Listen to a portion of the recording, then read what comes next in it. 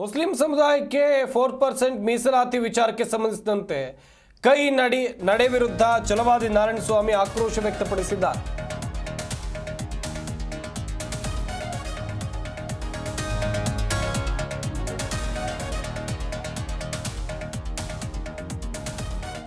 ಛಲವಾದಿ ನಾರಾಯಣಸ್ವಾಮಿ ಅವರು ಆಕ್ರೋಶ ವ್ಯಕ್ತಪಡಿಸಿದ್ದಾರೆ. ಇದು ಸಂವಿಧಾನಕ್ಕೆ ಅಪಮಾನ ಮಾಡಿದಂತೆ ಆಗಿದೆ. ನಾವು ಯಾವುದೇ ಕಾರಣಕ್ಕೂ ಈ ನಿಲುವನ್ನು ಒಪ್ಪಲ್ಲ. ಸದನದ ಒಳಗೂ ಹಾಗೆಯೇ ಹೊರಗೂ ಹೋರಾಟ ಮಾಡ್ತೀವಿ. ಮುಸ್ಲಿಂ ಸಮುದಾಯದಿಂದ ದೇಶಕ್ಕೆ ಗಂಡಾಂತರ ಇಲ್ಲ. ಮುಸ್ಲಿಂ ಮನಸ್ಥಿತಿ ಇರೋದ್ರಿಂದ ದೇಶಕ್ಕೆ ಗಂಡಾಂತರ ಇದೆ.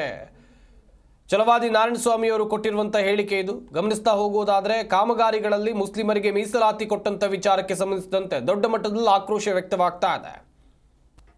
ನೋಡಿ, ಅವರನ್ನ ನೆಪಕ್ಕೆ ಜೊತೆಯಲ್ಲಿ ಸೇರಿಸಿದಂಗೆ ಮಾಡಿದ್ದಾರೆ. ಅವರ ಘೋಷಣೆ ಇದ್ದಿದ್ದು 4% ರಿಸರ್ವೇಶನ್. ಯಾಕಂದ್ರೆ ಅವ್ರಿಗೆ ಮೊದಲು ನೀವು 4% ಇದ್ದಿದ್ದನ್ನು ತೆಗೆದಿದ್ದು ನಾವು, ಮತ್ತೆ ಇವರೆಲ್ಲರೂ ಸೇರಿದ ಮೇಲೆ 4% ಯಾಕಿದೆ ಅಂದ್ರೆ ಅವರ ಉದ್ದೇಶ ಮುಸಲ್ಮಾನ್ ಬಂಧುಗಳಿಗೆ ಕೊಡಬೇಕು ಅನ್ನೋದೇ. ಅಂದ್ರೆ ಇವತ್ತು ಏನಾಗಿದೆ, ನಮ್ಮ ರಾಷ್ಟ್ರೀಯ ನಾಯಕರು ಹೇಳಿದ್ದಾರೆ, ಇದು ದೇಶ ವಿರೋಧ ನೀತಿ. ಇವತ್ತು ನೀವು ನೋಡಿದರೆ ನಿನ್ನೆ ಮೊನ್ನೆ ಸೋಷಿಯಲ್ ಮೀಡಿಯಾಗಳಲ್ಲಿ ಪತ್ರಿಕೆಗಳಲ್ಲಿ ರಾರಾಜಿಸ್ತಾ ಇದೆ. ನಾವು ಈಗಾಗಲೇ ವೆಸ್ಟ್ ಬೆಂಗಾಲ್ನಲ್ಲಿ 41% ಆಗಿಬಿಟ್ಟಿದ್ದೇವೆ.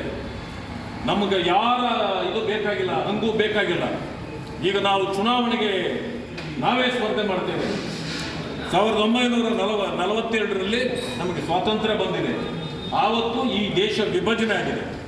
ಈಗ 2047ಕ್ಕೆ 100 ವರ್ಷ ತುಂಬಿದಾಗ ನಾವು ಭಾರತವನ್ನು ಇಸ್ಲಾಂ ರಾಷ್ಟ್ರವನ್ನಾಗಿ ಮಾಡ್ತೇವೆ. ಯಾರು ಹೇಳ್ತಾ ಇರೋದಿಲ್ಲ. ಆ ಕಾರಣದಿಂದ ಇದು ಓಲೈಕೆ ರಾಜಕಾರಣಕ್ಕಾಗಿ, ವೋಟ್ ಬ್ಯಾಂಕನ್ನು ನೀವು ಯಥಾಸ್ಥಿತಿ ಉಳಿಸ್ಕೊಳ್ಳಿಕ್ಕಾಗಿ ನೀವು ಈ ಅಪೀಸ್ಮೆಂಟ್ ಪೊಲಿಟಿಕ್ಸ್ ಮಾಡ್ತಾ ಇರ್ತಕ್ಕಂಥದ್ದು ಇದೆಯಲ್ಲ, ಇದು ದೇಶವನ್ನು ಒಂದು ಕೆಡಿಸ್ತಕ್ಕಂಥ ಕೆಲಸ. ನಾನು ಈಗಲೂ ಹೇಳ್ತೇನೆ, ನಾನು ಮುಸಲ್ಮಾನ್ ಬಂಧುಗಳಿಂದಲೇ ಈ ದೇಶಕ್ಕೆ ಗಂಡಾಂತರ ಇದೆ ಅಂತ ಹೇಳೋದಿಲ್ಲ ನಾನು. ಆದರೆ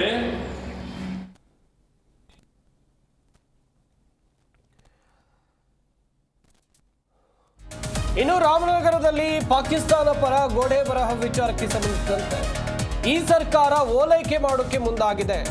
ಅದನ್ನು ಅವರು ಈ ರೀತಿಯಾಗಿ ದುರ್ಬಳಕೆ ಮಾಡಿಕೊಳ್ತಾಗ ಯಾರು ಏನು ಮಾಡೋಕ್ಕೆ ಸಾಧ್ಯ ಇಲ್ಲ ಎಂಬ ಭಾವನೆ ಅವರಲ್ಲಿದೆ. ಬಿಜೆಪಿ ಅಧಿಕಾರಕ್ಕೆ ಬಂದಾಗ ಯಾರನ್ನ ಎಲ್ಲಿ ಇಡಬೇಕೋ ಇಡ್ತೇವೆ. ಪರಿಷತ್ ವಿಪಕ್ಷ ನಾಯಕ ಛಲವಾದಿ ನಾರಾಯಣಸ್ವಾಮಿ ಅವರು ಕೊಟ್ಟಿರುವಂಥ ಹೇಳಿಕೆ ಇದು.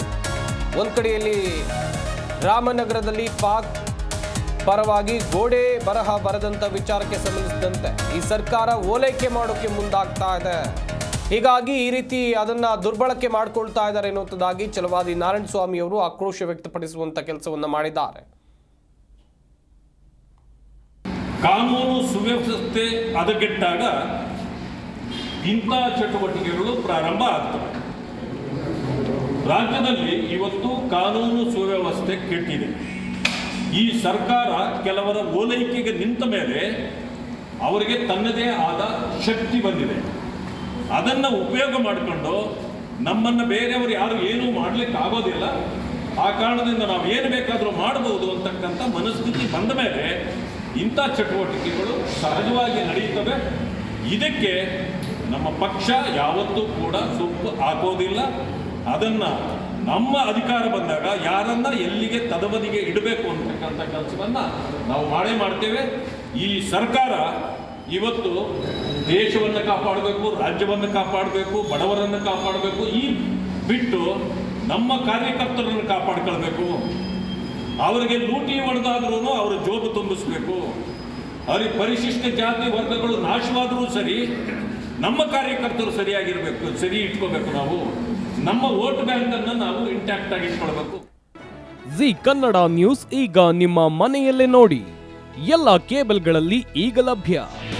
ನಿಮ್ಮ ನೆಚ್ಚಿನ ಜಿ ಕನ್ನಡ ನ್ಯೂಸ್ ಈಗ ಸನ್ ಡೈರೆಕ್ಟ್ ನಲ್ಲಿ number 292, Tata Play number 1664, Jio TV number 1334, NXT digital number 30, in cable number 30, city networks 51, U digital number 162, GTPL number 17, Rockline telecommunications number 42, Shri Basaveshwara cable number 168, rural cable network 60, Vinayaka digital 57, Abhishek cable 821, city channel 53, Siddeshwara cable network 57, ವಿ4 digital infotech 628, Surya digital networks 53, Gajanan digital number 836, Malnad infotech private limited number